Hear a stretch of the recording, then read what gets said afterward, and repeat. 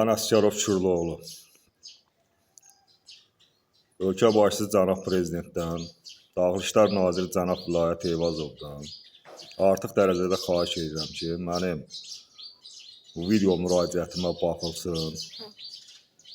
Ondan ötəri ki, Bilgəm Əsgərov bu ölkə başçısı cənab prezident erməni əsrindən azad edib gətirdikdən bəri bu insan mənlə yola getmir. Mən bilmirəm bu kimlərin sifarişini yerinə yetirir. Keçən bu vaxtı özümə tikdiyim evə gələn şimali suyu gəldi, camaatın içində kəsdi. Deyirəm, evdə mənim 3 dənə körpə uşağım var. Suyu niyə kəsirsən? Deyir, get vedirənə su daşır, bənd olmadı. Getdi, gəldi, mənim evim bunun məhəlləsinə bitişikdir burada. Pləkan qoydu öz məhəlləsindən, əlində turbanla girdi içəri, düşdü qapıma, uşağımı qorxutdu, körpə uşaqları. Turbanla üstümə hücum elədi, turbanla məni vurdu, xəsarət yetirdi, dillənmədim. Çıxdı TikTokda, sosial şəbəkələrdə ağlına nə gəlir mənim haqqımda danışır. Gah deyir Kürloğlu narkomandır, gah deyir Kürloğlu girdi evimdən pul oğurladı. Ağlına nə gəlir şər boydan söhbətlər edir mənim haqqımda. Dedim, insanım da, yola verim getsin. Xeyri yoxdur, qardaş. Bu insanın ciddi psixoloji problemləri var. Ölkə başçısı cənab prezidentin birbaşa göstərişidir ki, polis orqanlarına belə insanların razılığı olmadan aparıb psixoloji müayinədən keçirilib, psixiatriya больницаlara yatırılması haqqında ölkə başçısı cənab prezidentin birbaşa əmri vardır. Deməli, dünən 2026-cı ilin avqust ayının 10-da dünən, bəli. İşim var idi, işlə bağlı Şəmkir rayonuna gedirdim. Getdim rayona, işimi gördüm, gəldim ki, bəs maşının içinə bir dənə sənəd tulluyubdu.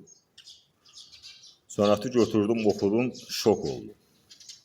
Həmin sənədi mən sizə təqdim edirəm burada. Öz əl yazmasıdır. Öz əl yazmasıdır, yazır. Və o vaxtı mənim ev tikdiyim məhəllənin sənətidir, etibarnaməli edir. Sənəddə yazıb.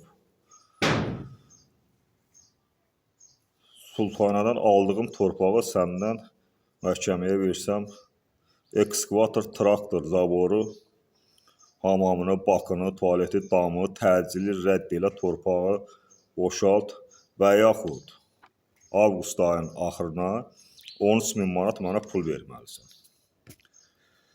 Belə baxdım, gördüm, dedim yenə qidmaniyə verməyim buna. Yəni yaşlı adamdır, erməni əsrində də olub, başı gedir, psixoloji problemləri var, bənd olmadım. Çıxdım, gəldim evə. Bu həmin mən ev tikdiyim məhəllələrdə 2013-cü ildə və 2014-cü illər ərzində mən əmimin yanında yaşayırdım, işləyirdim Rusiyada. Oradan buna pul göndərdik, 12.000. Həmən vəsaitin hesabıma alınmış məhəllələrdir. Nəysə, axşam tərəfi düşdü, saat 5-6 radələri idi. Qalxdım yuxarı, Şəmkir rayon Çınarlı qəsəbəsindən məscidin yanına.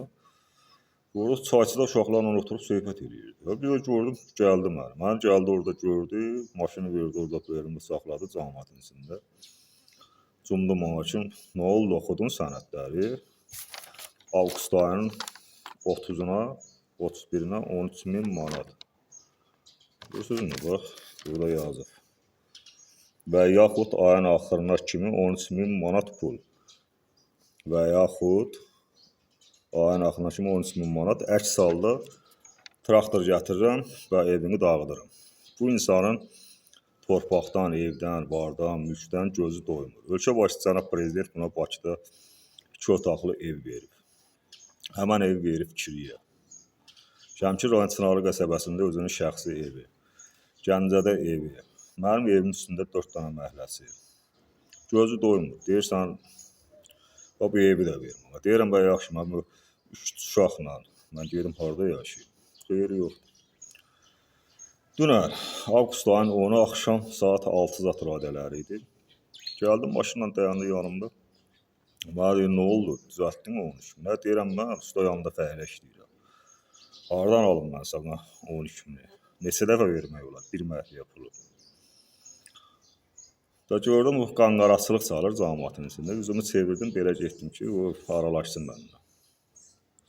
Sən tüş dəmir turba əlində, turbanı al əlinə, daldan yetirməyə ki, gedirəm belə, görmürəm mən. Arxan ayladım, başıma yendirmək istəyirdim. Uşaqlar oradan qışqırdı ki, özümü gözlə, bu turbana səni vurmaq istəyir. Elə üzümü çevirdim belə ki, turba başıma gəlir belə. Görürsün, buradan da təxmin tutub, buradan da qızartı, gözümə zadma olmuşdu. Əlimi qaldırdım yuxarı, turba nətər dəydisə burada. İstər-istəməz keçdi, buradan da, istər-istəməz yüngül zədəsi dəydi.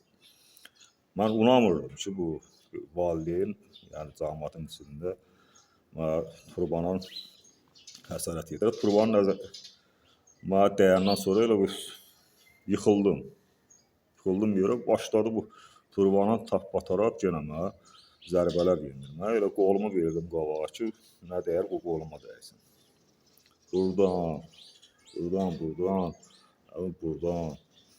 Buradan, külək nahəsindən. 7-8 dəfə bu dayanmadan mənə zərbələr endirdi. Cəmaət girdi araya, araladı bunu. Bu sonra oturdu, maşının oturana yaxında zəng elədi Daxili İşlər Nazirinə. 102-yə çıxdı ki, Kürdoğlu Əsgərov mənim qabağımı kəsib. Bu narkomandır, nəşədən çəkib məni burada öldürürdü. Məndən şikayət elədi. Otdu maşından çıxdı, getdi. Məsələn, mənə çağırdılar Şəmkir rayon polis idarəsinə. Getdim, yaxınlaşdım. Nə məsələdir? Deyirəm, qardaş. Məsələ bu yerdədir. Siz bilmirsiniz ki, bu insan şəxs xətadır, ömrü boyu. Hər zaman çıxıb 102-yə Daxili İşlər Nazirinə yalan məlumatlar verir. Baxdılar ki, həqiqətən döyülən mən, bu insanda xəsarət alan var. Mən dedilər ki, qardaş, bizim səndən işimiz yoxdur. Sabah gəl, göndərəcək səni ekspertizaya, bu insan haqqında araşdırma geçsin görək, bu niyə belə edir. İndi mən ölkə başçısı cənab prezidentdən və Daxili İşlər Naziri cənab Vilayət Eyvazovdan xahiş edirəm ki, bu məsələ ciddi şəkildə araşdırılsın. Bu birinci dəfə deyil, bu insan dəfələrlə mənim evimə basqına gəlir mənim evimin qapısının ağzında məni ölümlə hədələyir. Gah deyirsə, pistolet çıxardıb səni güllələyəcəm, gah deyir, baltanla üstümə hücum eləyir, gah lapatqana üstümə hücum eləyir. Dünən turbanla məni vurdu. Nə vaxta kimi bu davam eləyəcək? Bu insanın əlindən, yəni mən gedib bir yerdə işləyib, 5-10 manat çörək pulu qazanıb, mən ailəmi uşağımı saxlaya bilməyəcəm. Gözləyəcəm ki, bugün dilgəm gələcək basqına, sabah dilgəm gələcək basqına. Xahiş edirəm cənab prezidentdən və cənab Vilayət Eyvazovdan bu məsələ haqqında ciddi araşdırma aparılsın və kim günahkardır, qanun çərçivəsində cəzası verilsin, cəzasını çəksin.